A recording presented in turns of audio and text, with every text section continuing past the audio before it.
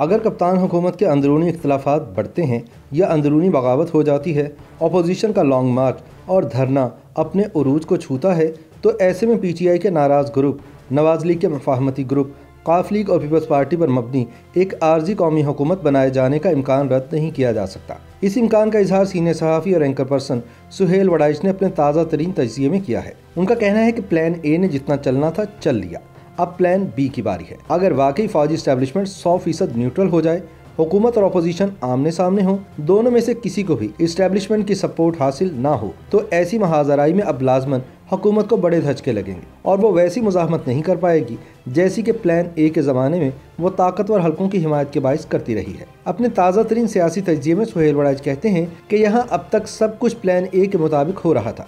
विफाक और 3 सूबों में PTI और इसके इत्तेहादियों की हुकूमत और एक सूबे में पीपल्स पार्टी की हुकूमत कायम है। अब तक इस्टेब्लिशमेंट और हुकूमत एक सफ़े पर मौजूद थे। खारिजा पॉलिसी और मुआशी पॉलिसी पर मुकम्मल इत्फाक राय था। अपोजिशन में से मुस्लिम लीग नून काबिल कबूल नहीं थी, जबकि पीपल्स पार्टी के साथ वर्किंग रिलेशनशिप चल रहा था। अब अगर ये सब कुछ प्लान ए के मुताबिक हो रहा था, तो इसका प्लान बी क्या है? सुहेल वड़ाइच ये सवाल उठाते हुए खुद ही इसका जवाब देते हैं और कहते हैं कि प्लान बी में इस्टेब्लिशमेंट न्यूट्रल हो गई है। अब हुकूमत की नाकामियाँ और गलतियाँ हुकूमत के ही खाते में डाली जाएंगी और इस्टेब्लिशमेंट को इनका जिम्मेदार नहीं ठहराया जाएगा। हालिया ज़िमनी इंतखाबात में खास तौर पर यह नजर आया कि इस्टेब्लिशमेंट वाकई न्यूट्रल रही। चीफ इलेक्शन कमिश्नर के फैसले में भी ये साफ नजर आ रहा है कि इन पर इस्टेब्लिशमेंट की तरफ से कोई दबाव नहीं था, इसीलिए इन्होंने आज़ादाना, मुनसिफाना और दिलेराना फैसला किया। सुहेल वड़ाइच का कहना है कि प्लान ए के मुताबिक हुकूमत को अपना 5 साला मैंडेट पूरा करना था, क्योंकि बार बार इलेक्शन से अदम इस्तेहकाम पैदा होता है। फलसफा ये था कि हुकूमत को अपने मंसूबे और कामों की तकमील का भरपूर मौका मिलना चाहिए, वो अपने मंशूर के मुताबिक अमल करे और लोगों के लिए फलाही मंसूबे बनाए।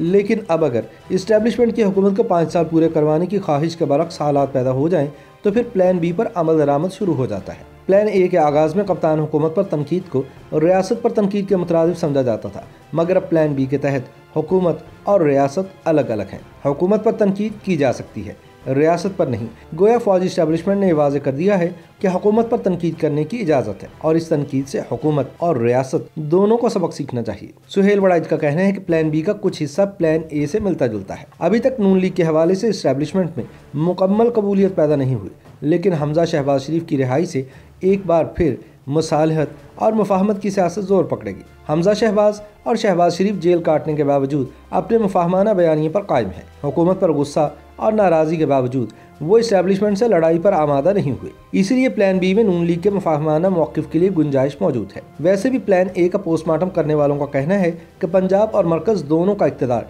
PTI को देकर फाश गलती की गई। इससे न सिर्फ सियासी तवाज़ुन खत्म हुआ, बल्कि विफाक और सूबाई दोनों सतहों पर नवामूज़ सियासतदानों को इक़्तिदार देकर एक नाकाम तजुर्बा किया गया। प्लान ए पर जब भी बहस मुबासा होता है, इसकी गलतियों और खामियों पर बात होती है। खास तौर पर यह नोट भी किया जाता है कि 2 जमाती निज़ाम की दोनों जमातें पीपल्स पार्टी और नून लीग इतनी तजुर्बाकार हो गई थी कि दोनों मुल्क के पहिए को कामयाबी से आगे धकेल लेती थी। इनके पास तजुर्बाकार लोगों की टीम और विजन था, अपने अपने अंदाज में वो हुकूमत चला लेती थी। इस बार प्लान ए के मुताबिक जिनको हुकूमत मिली है वो ना तजुर्बाकार हैं और इनसे हुकूमत चल नहीं पा रही। सुहेल वड़ाइच कहते हैं कि जब प्लान ए पर जोरों शोर से अमल जारी था, तो हुकूमत गलतियों की जिम्मेदारी भी इस्टेब्लिशमेंट पर डाले जा रही थी। लेकिन फिर इस प्लान की सबसे बड़ी कमजोरी उस वक्त आश्कार हुई जब गुजरांवाला के जलसायाम में दीवार के साथ लगाए जाने वाले साबिक वज़ीर-ए-आज़म नवाज शरीफ ने बाकायदा 2 जर्नैलों के नाम लेकर उनको मौजूदा सियासी और मुआशी हालात का जिम्मेदार ठहरा दिया। यही वो सूरत हाल थी जिसमें इस जरूरत का एहसास किया गया कि इस्टेब्लिशमेंट को न्यूट्रल रोल अदा करना चाहिए, वगरना वो इसी तरह सियासी तौर पर मलून व मतून होती रहेगी। चुनाचे प्लान बी के तहत आहिस्ता आहिस्ता इस्टेब्लिशमेंट ने अपने आप को न्यूट्रल बनाना शुरू कर दिया। DG ISPR ने प्रेस ब्रीफिंग में फौज के न्यूट्रल होने पर न सिर्फ जोर दिया बल्कि इसरार किया। सुहेल वड़ाइच के ख्याल में ताज़ा हालात में यूँ महसूस हो रहा है कि वाकई आहिस्ता आहिस्ता ये तब्दीली रूरमा हो रही है। लेकिन अब तक प्लान ए और प्लान बी में मौजूदा हुकूमत की मयाद के हवाले से मुमासलत पाई जाती है। दोनों प्लान्स के मुताबिक मौजूदा हुकूमत को अपनी 5 साला मयाद पूरी करनी चाहिए। प्लान ए में नागुज़ीर हालात के हवाले से कोई कयास आराई या मनसूबाबंदी नहीं थी। प्लान बी में नागुज़ीर सूरत हाल पर लाजमन मुकालमा हुआ होगा और अंदाज़ा ये है कि अगर हुकूमत के अंदरूनी इख्तलाफात बढ़ते हैं या अंदरूनी बगावत होती है, अपोजिशन का दबाव बढ़ता है, लॉन्ग मार्च और धरना अपने उरूज को छूता है, तो ऐसे में मुसालहती या कौमी हुकूमत बन सकती है।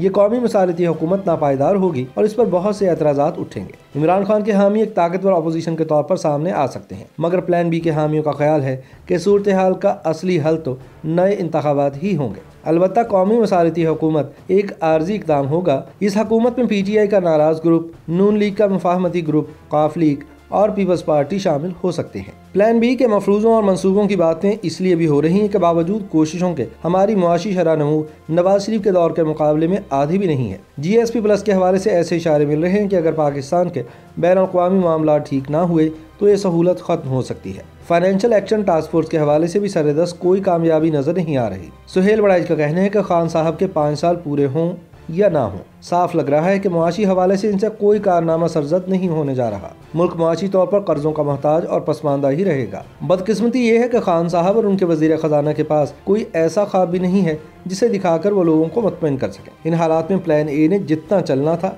चल लिया, अब प्लान बी की बारी है। अब अगर वाकई इस्टेब्लिशमेंट 100% न्यूट्रल हो जाए, हुकूमत और अपोजिशन आमने सामने हो, दोनों में से किसी को भी किसी ताकत की सपोर्ट ना हो, ऐसी महाज आराई हो गई तो लाजमन हुकूमत को धचके लगेंगे और वो वैसी मुज़ाहमत नहीं कर सकेगी जैसी प्लान ए के ज़माने में करती रही है। अलबत्ता हुकूमत के लिए नेक शुगून ये है कि प्लान बी में भी हुकूमत को उतारने में मदद देने का कोई मंसूबा शामिल नहीं, बल्कि हुकूमत को पूरा वक्त देने का इंदिया है।